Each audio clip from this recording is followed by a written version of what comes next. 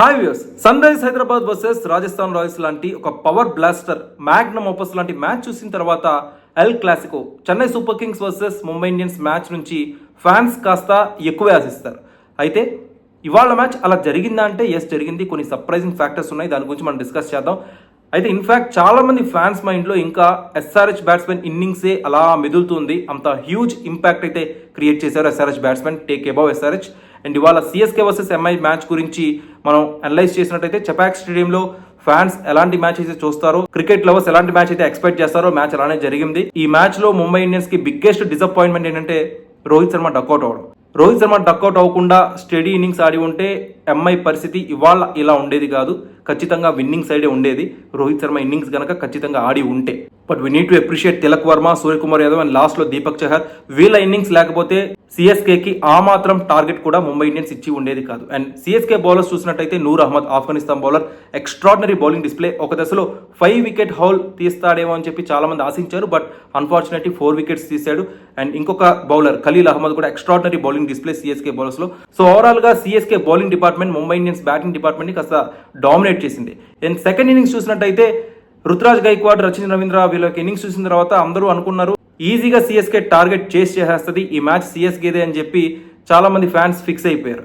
El Clasico చాలా చప్పగా సాగుతుందని చెప్పి కొంతమంది ఫ్యాన్స్ డిసప్పాయింట్మెంట్ కూడా అయ్యారు, అది వేరే విషయం. అయితే ఈ మ్యాచ్ లో ముంబై ఇండియన్స్ చేసిన ఒక మంచి పని మనం ఖచ్చితంగా అప్రిషియేట్ చేయాలి, ప్రతి ఒక్కళ్ళు కూడా నోటీస్ చేయాలి. ముంబై ఇండియన్స్ అనేది సాధారణ ఫ్రాంచైజీ కాదండి. ముంబై ఇండియన్స్ అనే ఫ్రాంచైజీ చాలా మంది యువ క్రికెటర్స్ని పెంచి పోషిస్తుందని చెప్పుకోవాలి. ఒక దశలో చెప్పాలంటే వాళ్ళకి ఇస్తున్న ఎంకరేజ్మెంట్ అంతా ఇంత కదా ముంబై ఇండియన్స్ ఫ్రాంచైజీ.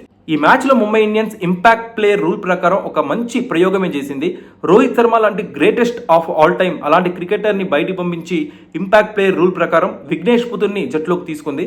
అయితే విఘ్నేష్ పుతూర్ తనకిచ్చిన రెస్పాన్సిబిలిటీని 100% సాటిస్ఫై చేశాడని చెప్పుకోవాలి. 3 కీలక వికెట్లు తీశాడు, ప్రతి ఓవర్లో ఒక వికెట్.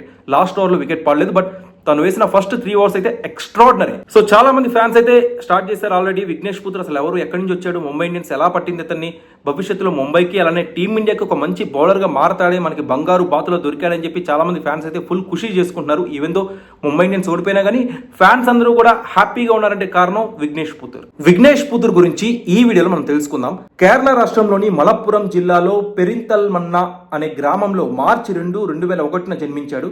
అతని వయసు 24 సంవత్సరాలు. లెఫ్ట్ ఆర్మ్ రిస్పిన్ బౌలర్, అలానే రైట్ హ్యాండ్ బ్యాట్స్మెన్ కూడా. చాలా లోయర్ మిడిల్ క్లాస్ ఫ్యామిలీ నుంచి వచ్చాడండి. అండ్ అతని తండ్రి పేరు Sunil Kumar, auto rickshaw driver అతని తండ్రి, మరియు అతని తల్లి పేరు బిందు, గృహిణి.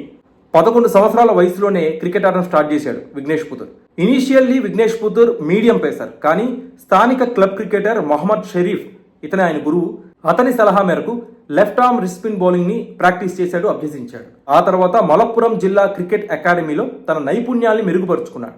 కేరళ రాష్ట్రంలో అండర్ 14 మరియు అండర్ 19 స్థాయి క్రికెట్లో ప్రాతినిధ్యం వహించాడు. అయితే అతను ఇంకా కేరళ సీనియర్ జట్టు కాలేదు.